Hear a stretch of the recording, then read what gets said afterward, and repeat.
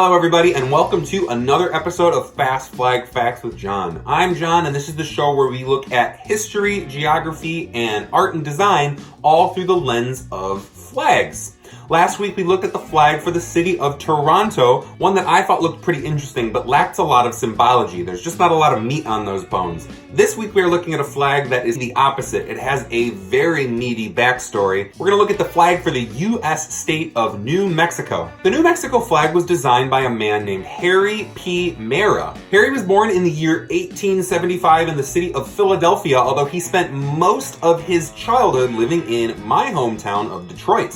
Harry had a lot of very interesting jobs throughout his life. After graduating from high school, he moved to New York City and spent a few years working in the commercial art scene. This is probably where he got a good eye for design. After a couple of years in New York, he decided to go to college and follow in his father's footsteps and become a physician. He moved back to the Midwest and attended Ohio State University. He went on to practice as a physician for many years. This is when he moved to Santa Fe, New Mexico. After setting up his practice, he started to dive into a hobby that would define the rest of his life. He became a hobby archaeologist. For those of you who have never been to the American Southwest, there is a lot of archaeological wonders. This is a place that has a very deep history with all of the different Native American populations that historically have lived and still to this day do live in the region. Harry became very interested in the Zia people and spent a lot of time excavating sites in the area of Zia Pueblo. Harry Mera died in 1951, leaving behind a legacy of the flag that we're going to continue to talk about, as well as several publications on the history of the art and artifacts of the native peoples of New Mexico. So the flag for New Mexico is a yellow field with a red symbol in the center. That symbol is called the Zia sun symbol. The colors are meant to symbolize Spain. Before New Mexico was part of the United States and before it was part of Mexico,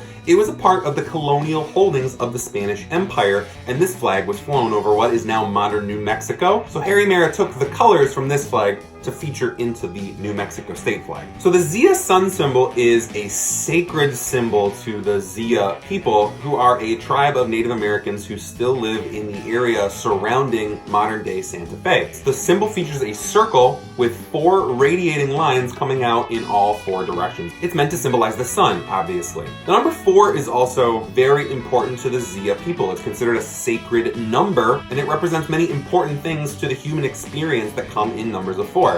It represents the 4 cardinal directions of north, south, east, and west. The 4 seasons of the year: summer, autumn, winter, and spring. 4 periods of the day: morning, noon, evening, and night. The 4 seasons of life: childhood, youth, middle years, and old age. And it represents the 4 sacred obligations, namely having a strong body, a clear mind, a pure spirit, and a devotion to the welfare of other people. The story for this flag necessarily starts with the story of the Zia people. The Zia are descendants of the Puebloan people, which is sort of a catch-all group name for the tribes and peoples of native New Mexico. The Zia settled in what is now modern-day Santa Fe sometime in the early 1200s. Their first contact with white Europeans came in the year 1583 when a Spanish explorer named Antonio de Espejo discovered them while he was exploring the area. When Antonio de Espejo came upon the Zia people in 1583, they were already using the sun symbol. So this symbol is more than 400 years old at the very least. Throughout much of their history and interactions with white Western Europeans, the Zia people were most famous and continue to be famous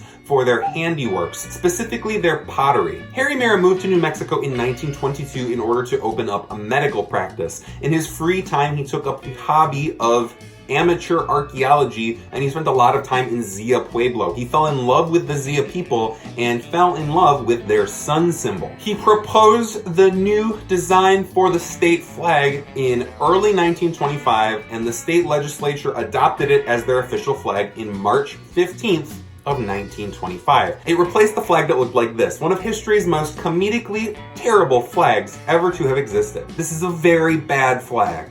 You can see the flag for New Mexico all over the state. It is a very popular symbol for the people who live there, especially around the capital. Even more popular than the flag is the sun symbol. It has come to represent more than simply the Zia people. It has been adopted by all people in the state of New Mexico. You can see aspects of the flag and that sun symbol in places as varied as architecture, such as in the design for the New Mexico State Capitol building.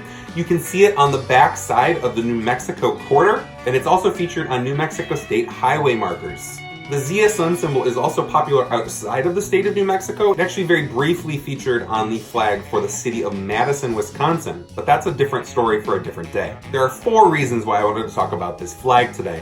Number 1, I think that it wins the title of most improved flag. I mean, look at this. Look at it.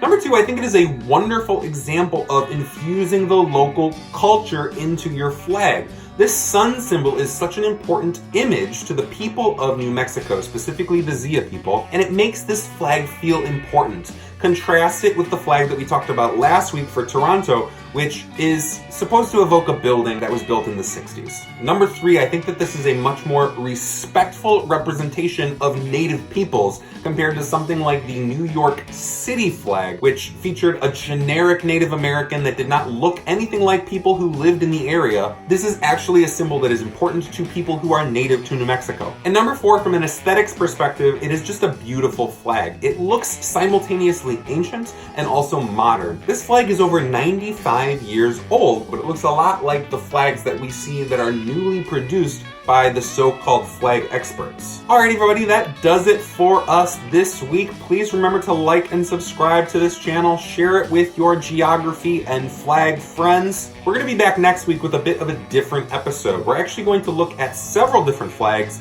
and I'm going to attempt to answer the question of why do so many Central American flags look exactly the same?